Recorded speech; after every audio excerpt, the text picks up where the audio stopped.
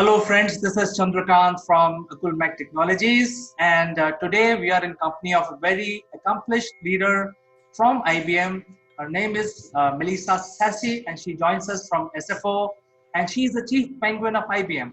Melissa, welcome to the Likeable Leaders segment of our program. Thank you. Thank you for having me. I hope I'm a likable leader. Oh, of course, I mean, you are such a popular leader, you are world famous, so you are definitely a likable leader. Wow, But my head might explode. but I think we will understand your journey today. And for the benefit of our viewers, your journey has to be conveyed to the people so that they can get inspired by things that you have done right and things that you have not done right. So I think this discussion is about all of that. Awesome. So, Good. I'm here. I'm ready. Fire away your questions. I think I have answers. Melissa, you had such a versatile journey. So, to begin our program, I just want to say, as an overview, I mean, we have a lot of questions, but as a start of an overview, where it's all started and how you became what you are today. Yeah, my journey is one of taking my worst nightmare and turning it into my superpower. And what I mean by that is about 13 years ago, my children and I became victims of parental kidnapping. And my children, they're safe, they're healthy, they're normal adjusted kids, but I never got them back. We're still in contact. They know they have a mother who loves them, and they know that this was not something that I opted for, I chose, or I even imagined. And I think a lot of people ask me, well, wait a second, how can something so awful turn into something that is a superpower? Like, unpack that for me. My daughter one day, and this is about 5 years ago, she said to me, and I was working at Microsoft at the time, and she said to me, Mommy, I'm learning Microsoft. And I'm going to walk with us while I let my dog get out of my office. So forgive me. She's scratching at the door. And if I don't do it now, she's going to give me there we go. All right. We're all working from home these days. And as much as we want to handle our distractions in a way that um, we have distractions these days. All right, now let's go back to my superpower. So she said to me, Mommy, I'm learning Microsoft. I'm like, what do you mean you're learning Microsoft? That's her accent. She's got a bit of a French Arabic accent because she has spent most of her life now in Tunisia. So sandwiched in between Algeria and Libya, the spark of the Arab Spring. The Jasmine Revolution that essentially changed Tunisia and the region, some for the good and some maybe for the not so good. But I tried to figure out, like, what do you mean you're learning Microsoft? And I realized that she was learning Word in her classroom, and she didn't have access to her own computer, and neither did her classmates. 30, 40 kids shared a computer, and she would go to the front of the class when it was her turn and file, open, type, and all the things you do with Microsoft Word. And I thought, wow, how can any young person really learn to become a creator, a maker, and a doer, empowered by technology as opposed to a consumer of technology if they're not exposed, through either formal or informal education. And so my daughter, was talking about how she learns in her classroom, and my kids had technology at home. So, laptop, tablet, phone, I got all of those things for them because I'm essentially a digital mother. I know that sounds kind of strange, for those who have not went through something that I've went through. And, everybody handles their things, their nightmares, their tragedies in different ways. But I thought, there may be there may be something I can do about this. I mean, hey, I work at Microsoft, and so I went back to my leadership team and, found a way to get computers into her classroom. And what kind of led from what kind of started from, hey, let me get my kids some computers, ended up becoming a program between Microsoft and HP, where we sent 400 laptops to 20 Tunisian schools, and a collaboration with the Ministry of Education. And I started thinking about, what is it that, technology can bring young people. And I realized that it's not just having a device. It's not just having access to the internet, which, by the way, only 50% of the world has access to the internet, actually 52%. And I realized that, a big piece of making meaningful use of the technology in front of you, whether that's a physical device or, internet access, is skills, digital skills. And as I started my journey of thinking about how can they make meaningful use of these devices, I thought there's a place for me. And I may not be an engineer, I may not be an architect, but I know a lot of engineers. And what if I were to, you know, collaborate with some university students in Tunisia? And what if we were to travel around and spend 3 weeks teaching young people to code? Not necessarily coming up with, you know, um, a solution that would empower, all of these young people to all of a sudden launch their own business and, become the next best coder. But I thought, why don't I go out and demystify computer science and run some workshops, with young people, exposing them to computer science and enabling them to learn how to talk to computers, how to program computers to do what you want to do. And so me and 3 or 4 young students had a trunk full of laptops, and thanks to HP, we traveled around the country teaching young people to code. And what was kind of the beginning of all this was really just a summer vacation of giving forward in the community and, feeling good about empowering young people, through tech. And every time we went to a town, sometimes the mayor would show up. Sometimes we'd have like banners all over a town center. We had the National Guard show up, and we kind of looked around and didn't realize, that we were setting off to do something that, empowered people to transform their lives and the world. And we came back home from this 3-week journey, all of us in this stinky car, me and, 4 engineers and our trunk full of laptops. And we're sitting in the capital of Tunisia, in Tunis. And I said, guys, gang, this wasn't just a summer vacation. We have a company, and we have something that will not just change the life of Zahra, Zahran, and Yumna, my kids, but these are the skills that will empower young people to prepare for the future of work. And there's a huge gap. None of these kids had ever been exposed to computer science, didn't even know what it was. And this is not just something that is relevant in Tunisia. It's relevant on the continent of Africa, the region, the Middle East and Africa, and the world. And so we launched the company. And I think a few years later, fast forward to today, my life's work is digital inclusion and technology entrepreneurship. And that's all about empowering young people through access to such skills. We've now taught tens of thousands of young people to code in 12 countries, and it's fueled a career shift for me. So I now am a CEO and founder of 2 companies, and I also am the global head of a startup program at one of the largest tech companies on the planet, thanks to my daughter one day saying, "Mommy, mommy, I'm learning Microsoft." What a story, Melissa.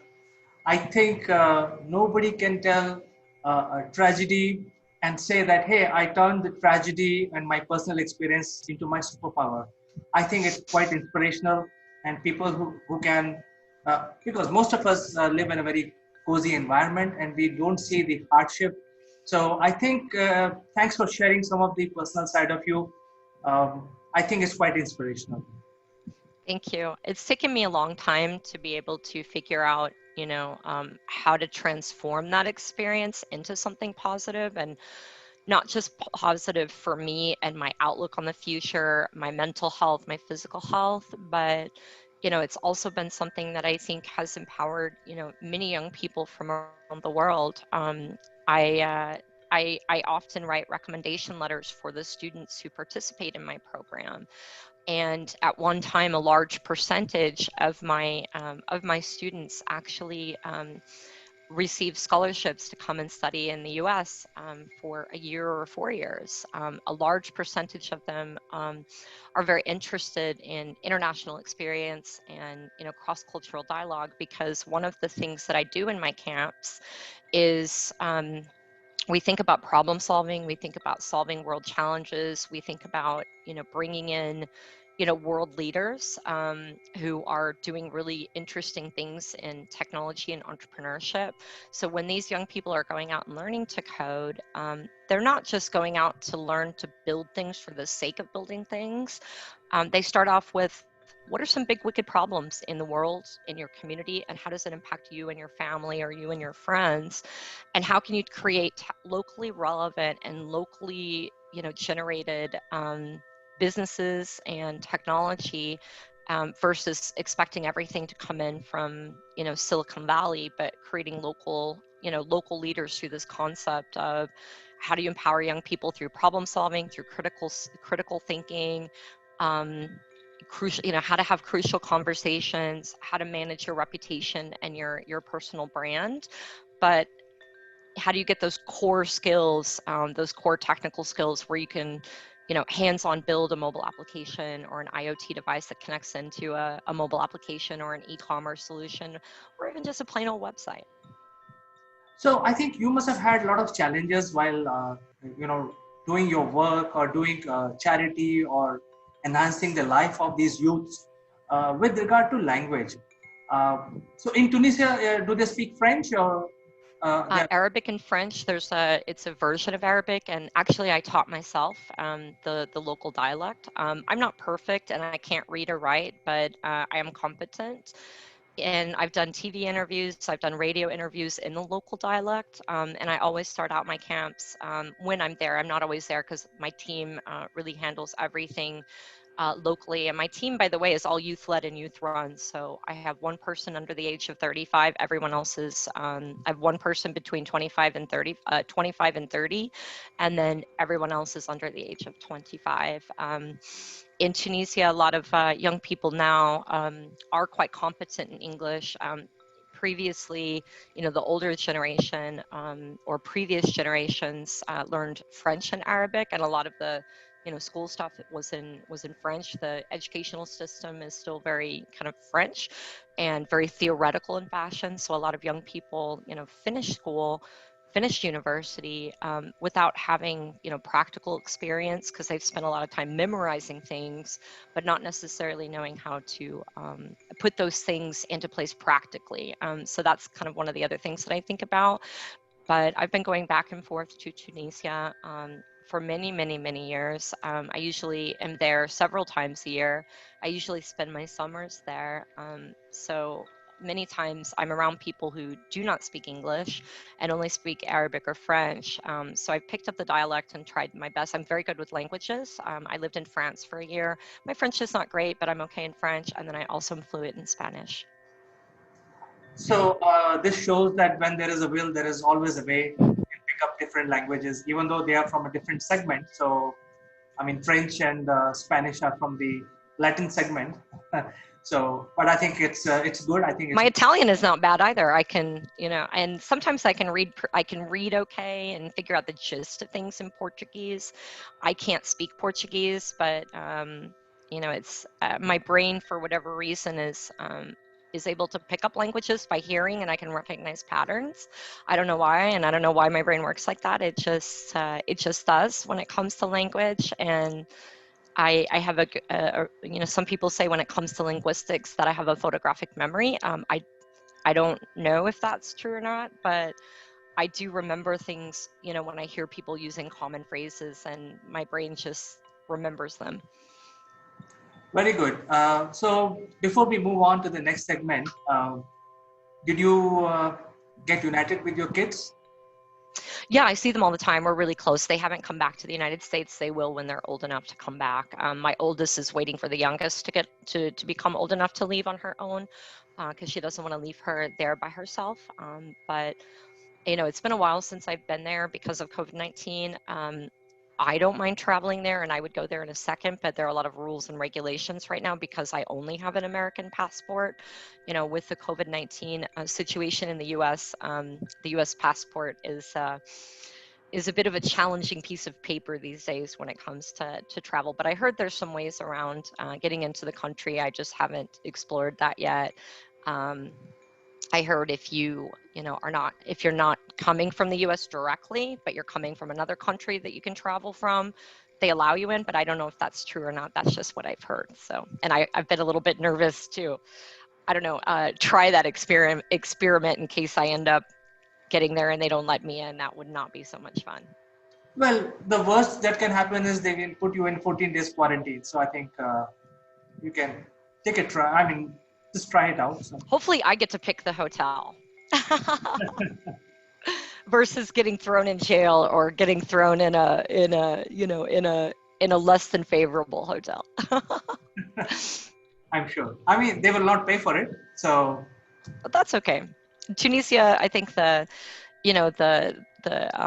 currency exchange between Tunisia and the U.S. is pretty good. So usually coming over from the U.S. or Europe or other parts of the world, when you're in Tunisia, you end up in a good spot. great. So, Melissa, in your long career, you have seen so many situations, and you have dealt with all of them. And while dealing with these situations, your evolution as a leader happens. So, would you like to share some experience? How, for example, you shared one of the experience that how the transition happened from Microsoft to getting into a CEO role. But over 2 decades of your entire career, how did you evolve considering the changing scenario of the markets? Yeah, I think for me, I, when I first, so I studied international business in university and Spanish. While I was in university, I did a couple of study abroad trips, one to Spain, so that I could be better with my Spanish. I lived with a Spanish family, and they only spoke Spanish to me, so I had to learn. I was forced to learn, which was good because that's what I wanted to do. Because I'm good learning languages by being just immersed in the culture. Um, I did a study abroad trip to Finland. So I spent the summer in Finland and spent a lot of time in Denmark and in Sweden. After I graduated from university, I decided that because I studied international business and I'm from the Midwest in the United States, so the center of the U.S., I really felt like I needed, more international exposure. But I didn't feel quite ready to go and work yet. I didn't feel like I knew enough. I felt like what I'd been doing was very theoretical in nature versus practical, and I hadn't ever really done an internship. So I went off and got my MBA. I studied finance as my kind of focus area, and I spent a year and a half in the UK. So I lived in London for a year and a half. I was planning to go out and work right after that because I felt like, oh, okay, I'm ready. Um, and I stumbled upon a university that had a program where they sent you for a master's, you work with a company, and there are all these benefits. You get a job at that company afterward. And so I thought, well, I hadn't planned on getting a second master's, but it's in France, it's in the south of France, and I get a job out of it. So, hey, why don't I go get another master's? So I did. I studied supply chain or procurement. Um, and I will tell you, it kind of sandwiched me into a career and a job that just wasn't the right fit. I essentially took the first job that I got because I needed to bring in money, and I needed to eat, and I needed to pay for my life. So I took the first job that I got, which was as an analyst in a chemical company. And there was nothing socially good about what I was working on. I came in, I did my work, I earned my money, and I left. And I ended up kind of moving from that to consulting to marketing. And I felt like at that point, like I really wanted to do something more with education, and I wanted to do something more with something more empowering for people in the world. By the way, I did a stint on Wall Street, so I worked at Goldman Sachs. I've worked at BlackRock. So BlackRock, for those of you who don't know, is the largest asset manager in the world. Somewhere between like $4 and $6 trillion under management. I was a director at BlackRock and a VP at Goldman. Decided I wanted to go into tech and saw the opportunities of tech being integrated into everything, everywhere that we do, and everything that we have, and that tech touches every single industry. And I realized that I could actually help make the world a better place, make a good salary, and be, and utilize the skills that I have while empowering others. And I didn't realize that a job like that existed. I thought that, you always had to trade off a good salary for doing good in the world. I didn't realize that you could do well while doing good.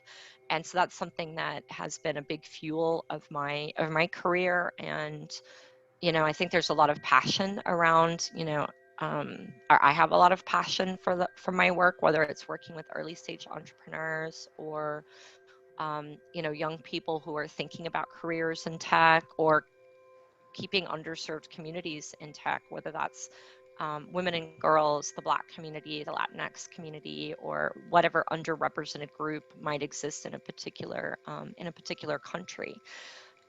So for me, I think my tragedy fueled a lot of this, because it gave me this altruistic thing that I needed in life, and it wasn't just going in and making a bunch of money on Wall Street. I actually quit my job on Wall Street without having another job.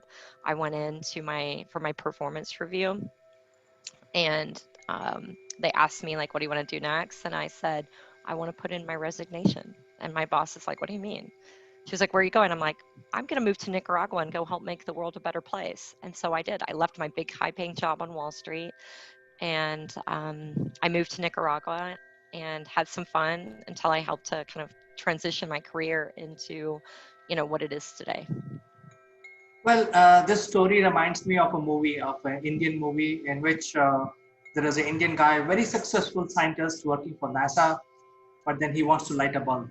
So this whole story is about, from sending satellites into space, coming back to India and lighting a bulb. So There you when, go. and you took the name of BlackRock. They were in the news here because they picked up a non-controlling stake in one of the large companies here in India. So in I have the a lot of respect for BlackRock. I think they're one of the,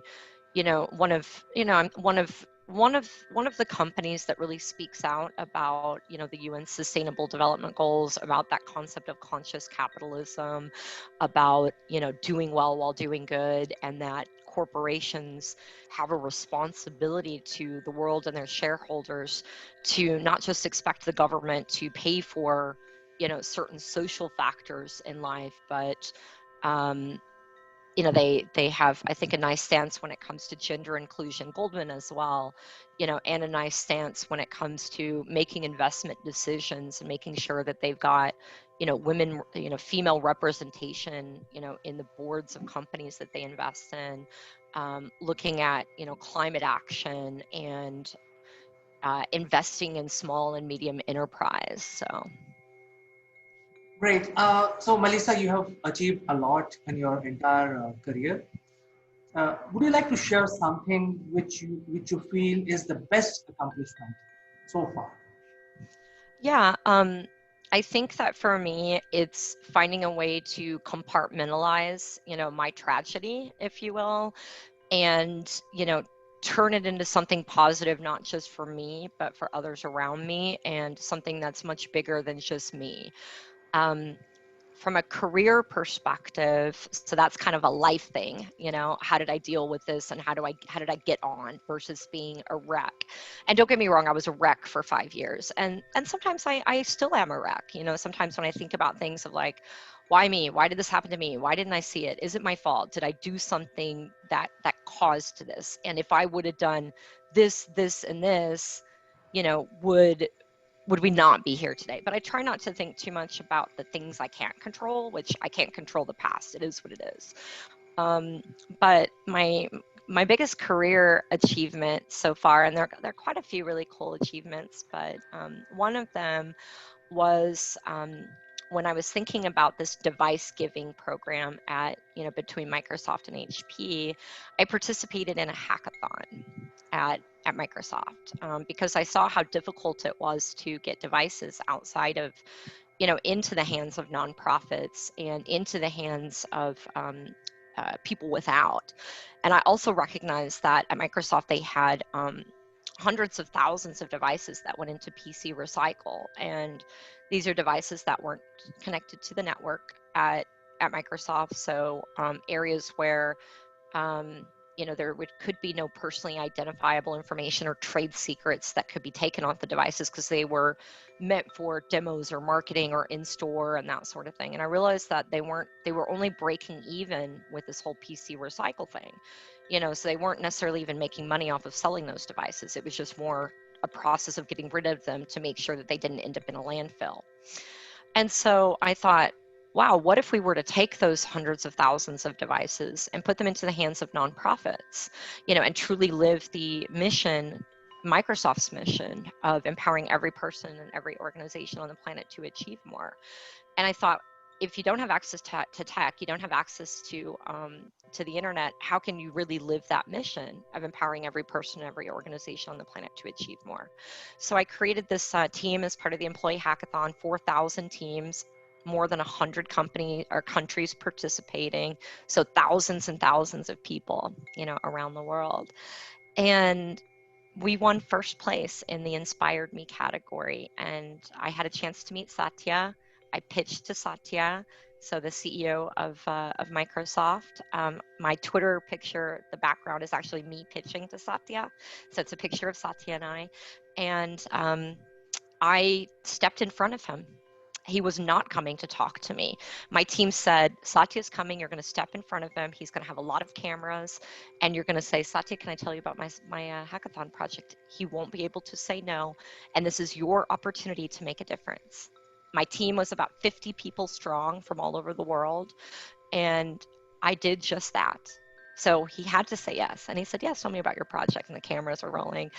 And I told him about my project of, Microsoft having hundreds of thousands of devices that go into the PC recycle and are not put into the hands of nonprofits or others who could make meaningful use of those devices. And therefore, we weren't truly living our mission of empowering every person, every organization on the planet to achieve more. And he said, tell me more about this. And so I did. We spoke for 30 seconds, a minute. It was a really quick interaction. He nodded to his person and said, I like this idea. We ended up driving a big change within the company. One of the organizations in the company ended up rolling out a policy that enabled them to make that possible. And they changed the way that they handled PC recycle activities for devices not connected to their network.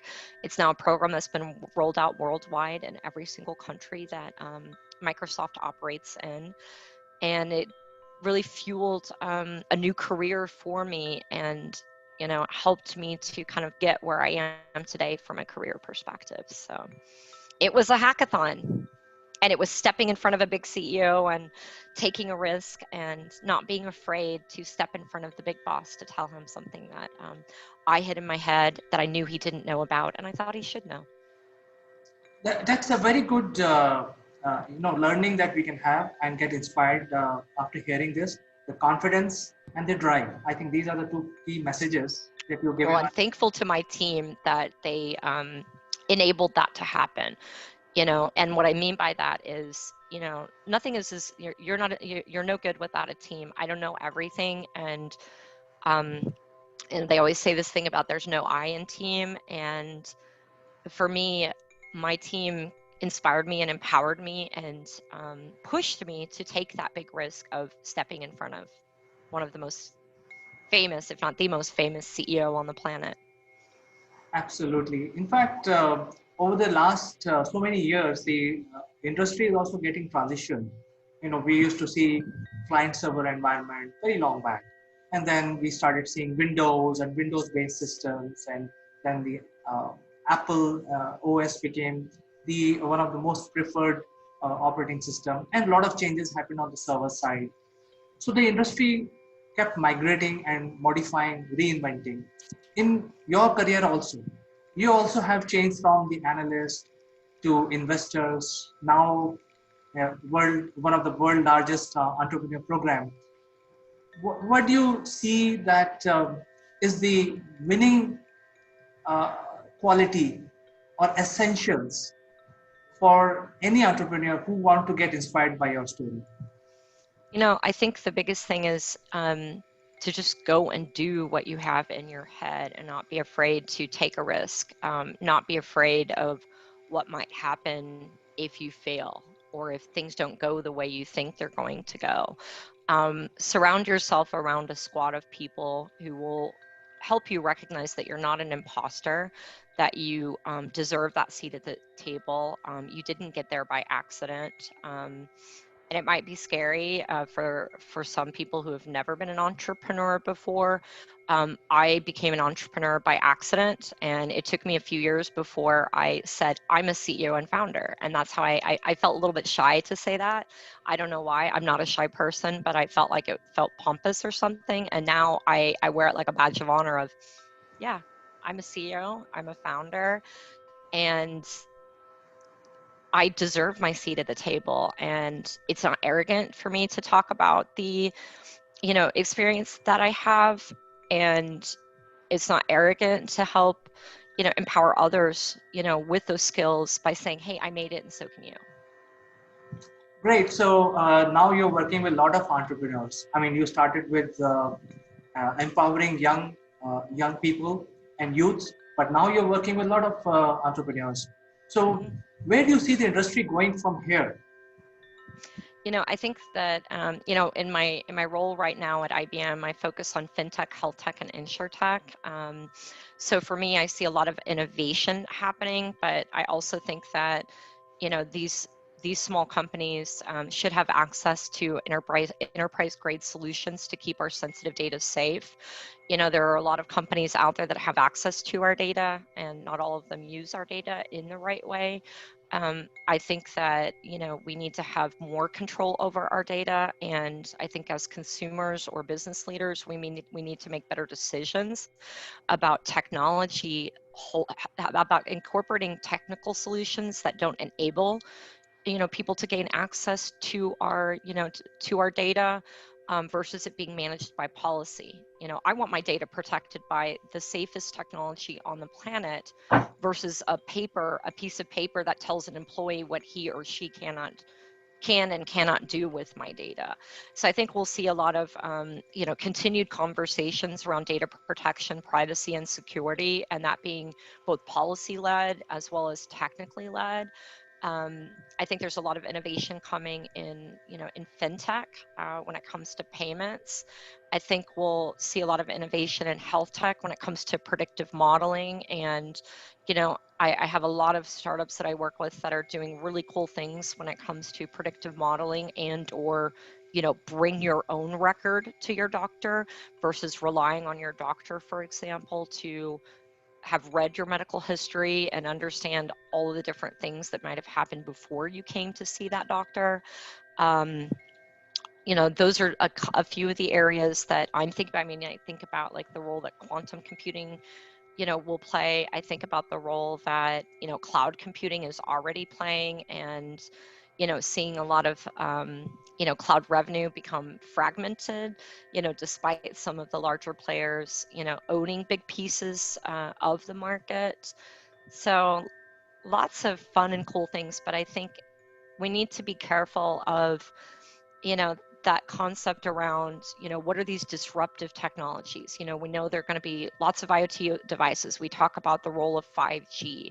We talk about the role that AI will play when it comes to replacing people, which I believe AI doesn't replace managers. AI replaces managers that don't incorporate AI into their work. So you have an opportunity to stay. But 52% of the world is online, right? That means 48% is offline. So while the haves are thinking about what are they doing with 5G and what are we doing with IoT, and AI and all this sexy stuff.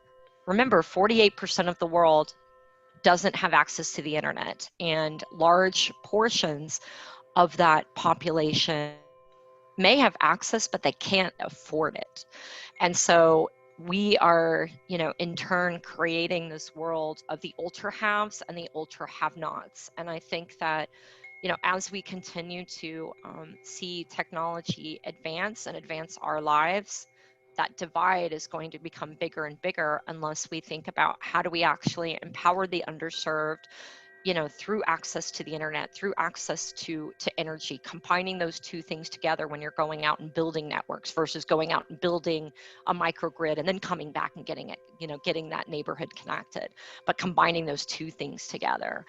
And again, it's not just about having, technology for the sake of technology so that consumers can go out and consume, but how do you empower people with true digital skills?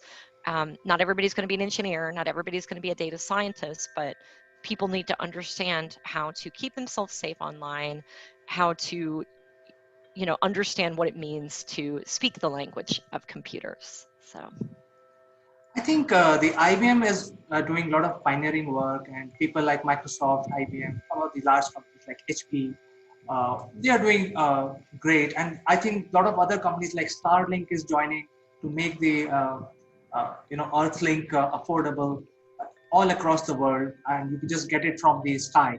So there is no need for laying cables. I think a lot of work is happening, and as you said that there is an AI, virtual reality, a lot of things are happening there, and you also mentioned quantum computing. So a lot of things are happening there as well. Um, are you personally looking at playing some sort of role in any of these? I think of it on a few different spectrums. If I think about wearing my IBM hat, my whole role is about being an entrepreneur, so an entrepreneur inside of a big company. And, it is my goal that, the 30 startups that I'm adding to my program this year, the 15 that I had last year, so I'll have a total of 45 under my management by the end of this year, that these companies revolutionize fintech, revolutionize health tech, revolutionize insure tech, and that IBM goes to market with some or all of these startups to really think about how can we bring innovation, creativity, new ideas, new business models, new technical, innovations into our enterprise customers, into government. I think there's a wonderful place that startups play when it comes to helping companies innovate. So I would consider myself kind of like a chief innovation officer within, or one of them. I'm not the chief innovation officer, but I would consider myself one of a handful of chief innovation officers, within, my division or within the world of IBM that's really kind of thinking about how can we revolutionize our cloud experience? How do we learn from our customers to help make the experience better? How can we enable them to do the things that they need to do and come up with the innovations that they need to come up with, by giving them the tools that can help fuel that. And how can we help fuel that through them? So I think it's a lot of co-creation and collaboration.